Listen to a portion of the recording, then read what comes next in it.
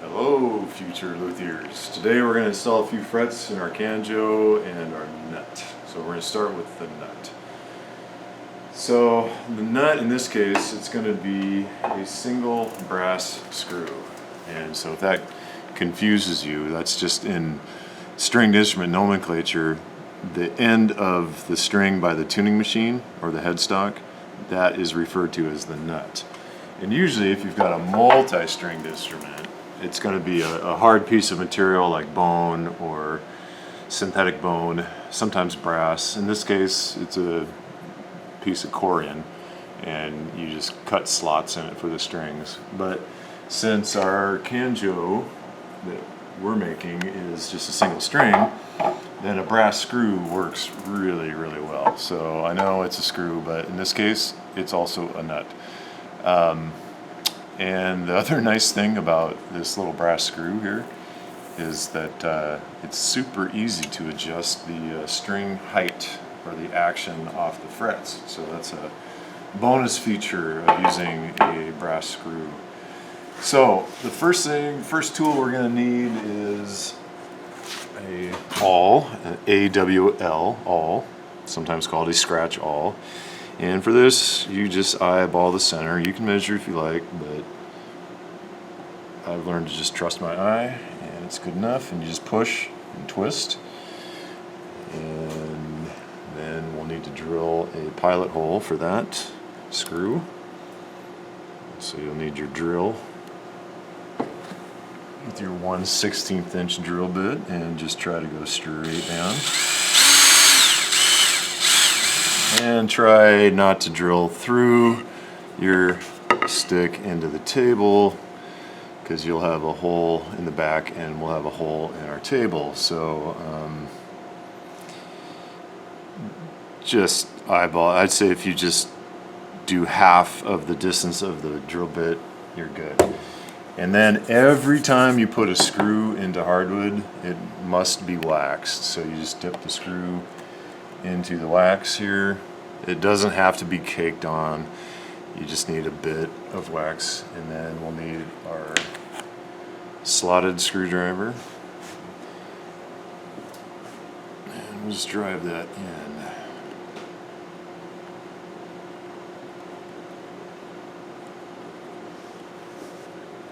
The wax lubricates the threads. In some cases it can also act as a thread retaining compound, where it helps the fastener from coming out. But in our case, we're just trying to not break the screw. You're going to be installing a couple more screws, 2 for the tuning machine and 2 to hold the Canjo or the can resonator onto the stick. So there'll be 4 more screws. Don't drive this all the way down. You want to leave it sticking up somewhat. It can be adjusted later, but I don't know if you can get a shot of that, Brennan, but I can get a good portion of the blade underneath the shoulders of that screw there. So that's a good starting point. All right, now let's talk about fret wire. So this is fret wire.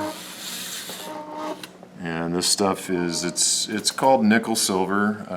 It's an alloy. It's mostly copper, and then they throw in some other stuff, tin, and I don't remember what else. So it's not super hard. So you do have to be careful when you're hammering this stuff in, because you can dent it if you're a little too violent with your hammer. I do encourage you to put the tools back when you're done, especially if you're only going to use them one time. So the awl, put it back. The slotted screwdriver, put it back. Let's do a diagram of the fret wire so you can understand some of these steps. So it's extruded. In other words, they take it's probably just a kind of a rectangular section, and they're going to push it through a die under pressure, and then they kind of squirt it out the other side. And when it comes out, this is kind of what it looks like. You're going to have, this part's called the crown, and then it's got some shoulders on it. And then because it's extruded, and it's not machined or forged, it's extruded, they're going to push it through some dies. I'm trying to draw this somewhat accurately. there is a little bit of a radius here. It's hard to see. You can't really see it by looking at it, but you'd have to have some magnification. But trust me, there is a radius right there. And that's important. And then this would come straight down. Straight lines, Mr. Mall, come on. So straight down. So it looks a little bit like a mushroom. So this is the crown. Up here, that's the part. So this all will get driven into your fretboard or your stick. So this will get driven flush. And then this is going to go down in the slots that we're going to cut next. So this part that goes down into the wood is called the tang. And what keeps it from popping out are these little barbs. So, and this is not to scale at all, but you get the idea. They're kind of like thorns on a rose bush or something. So barbs. So it's designed to go in one time and not come out. Hopefully, sometimes it will come out. But anyway, this radius here, this is why I drew a big sketch of it, but also so you understand what these are called, tang, barb, crown. And so that is your fret wire, or some people just call them frets. So now we need to, so these slots have been marked with a laser engraver. So they're not very deep, and we definitely need to deepen them. So we're going to take the handsaw. Now this is a pole saw, so you need to, if you try to push it through the cut, it's just going to flop around. It's designed to be pulled through the wood. So you have to be careful how you start it. Just be gentle, just pull it through a few times. Don't get carried away. Like that. And then once you kind of get it started, you can saw it. And the tricky part is to keep that parallel with the floor or with the tabletop. Because most people tend to cut a little bit too much this way and then a little bit too much this way, and then it's not deep enough in the middle. So what I made for you, this is made out of fret wire, and I just made it, kind of looks like a little miniature hockey stick. And this is our depth gauge to make sure that that slot is deep enough. So you're going to have to get down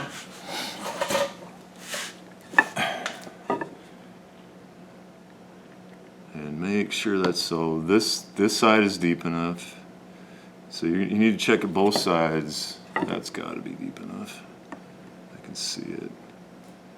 And then check it in the middle as well, because we need to make sure that fret wire is going to go all the way down in there. Okay, that was good. So I think for this video, we're just going to do 3 of these, and I think you'll get the idea. Blue's Clues, I should probably do 4, according to Blue's Clues. You guys remember Blue's Clues? Whenever they were trying to teach you something in Blue's Clues, they repeated it 4 times because they figured out that's how long it takes children to learn something. So just by looking at it, I can see that that side is probably not quite deep enough. Check these with our depth gauge. That's plenty deep.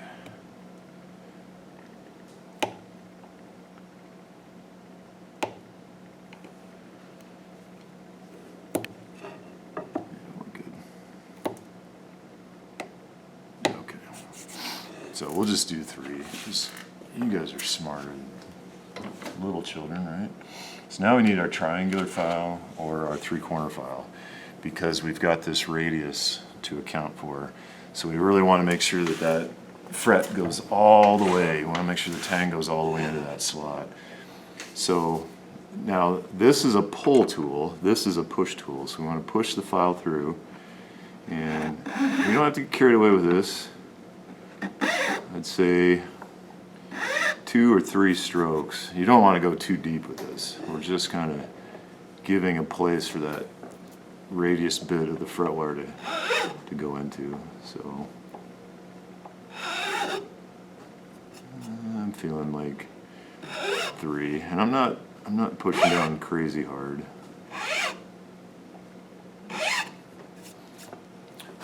Three it is. All right. So I'm going to put that back for now. I do encourage you to, and then you can carefully clean these out just by kind of gently pulling the sawdust out. Don't bang it on the table or anything, because those teeth are not very big and they are kind of delicate. So treat these with respect, and they will last you a long time and serve you well. All right, now we need to kind of get the fretboard ready for some glue. And so we're going to use water, and the water will also help lubricate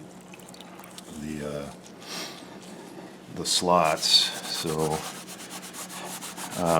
by pre-wetting the fretboard, it's going to make it easier to get the glue off. So I'm just going to get the fretboard damp.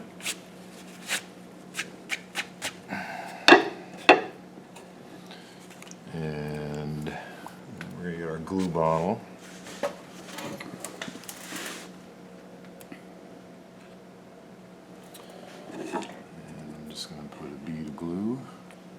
Oops, no, forgot a step. Sorry.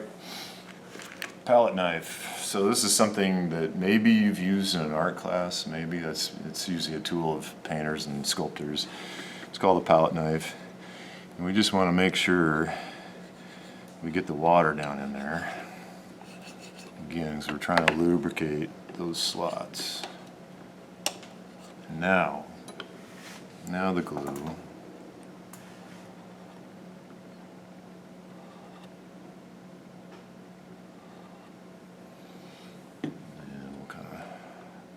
Do the same thing. We'll try to push the glue down in the slot as much as possible, because mainly it kind of helps hold the fret down in there, but it's also, it fills the voids. It does a lot of things. It fills the void underneath your fret wire, so you'll get slightly better sound out of your instrument.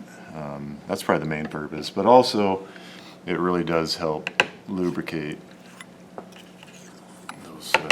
the fret slot. It'll make the wire going easier. All right.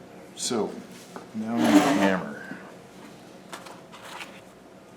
And so brass is also an alloy of copper. So copper side should be softer than the brass, because the brass is like 70-some% copper, and then it has some other metals in it. So the copper side should be the softest one, and that's the one I recommend using. And you want to hang over like 1/8 of an inch of your fret wire on this side, and just give it a good tap. And it's important how you hammer. You don't want to bounce it like that, because you're going to be more likely to dent your fret wire and dent the crown, and it's not going to drive it in as effectively. So what you want to do is really try to concentrate on not bouncing it and giving what's called a dead blow. You want to drive that all the way in. So, and I just kind of work my way across, and then you're going to have to look at it very closely to make sure that is seated all the way down. That is very important. And you could hit it, oops, on the brass side, hit it slightly over the ends there, just to make sure it's all the way in, all the way across. Okay. Now we're going to need our fret nippers. So it's this tool here. And then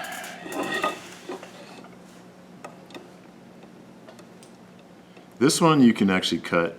You can cut right next to your fingerboard there. Okay, but this end now, it needs to hang over, because it's kind of deformed. It's I don't know if the camera will pick that up, but when you cut it like that, it kind of squishes it and deforms it, and so it's not going to go into the slot very well. So you're going to want to make sure that you still hang it over.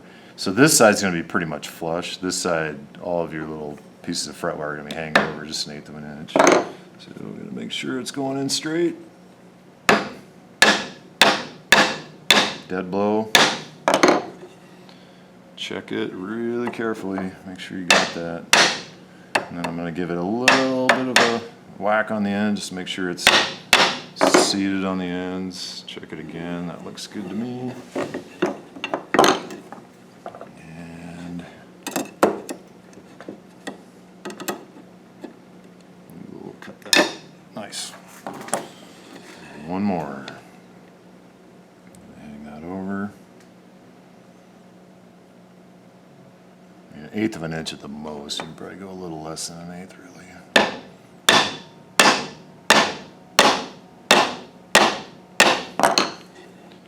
Nope.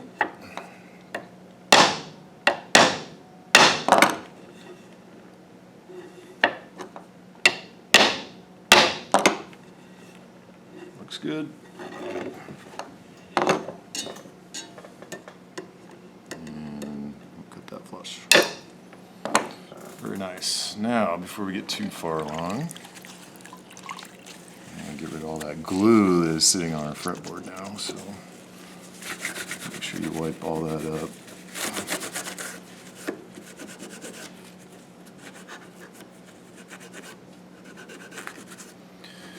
I think that is it. We'll have to let this dry overnight, and then actually, yeah, wouldn't be a bad idea. I'll have some dry paper towels because you don't want to soak that wood and put it away like that because it could mildew overnight. So, or you use paper toweling or something, but we'll try to get some of that water off. We wouldn't want to put it away soaking wet. Just make sure you got all the glue off. Let that dry overnight, and then tomorrow you can come back and clip off this side. We don't want to do it now because there's a possibility it's going to pull. You know, when you're doing that, it could do some funny stuff. So it's best just to let that dry overnight, and then tomorrow clip off this side, kind of the wild side. And that's it for fretwork. So it shouldn't take you too long. 1, 2, 3. We only got 1, 2, 3, 4, 5, 6, 7 left. So we did pretty much a third of them, almost. All right, have fun.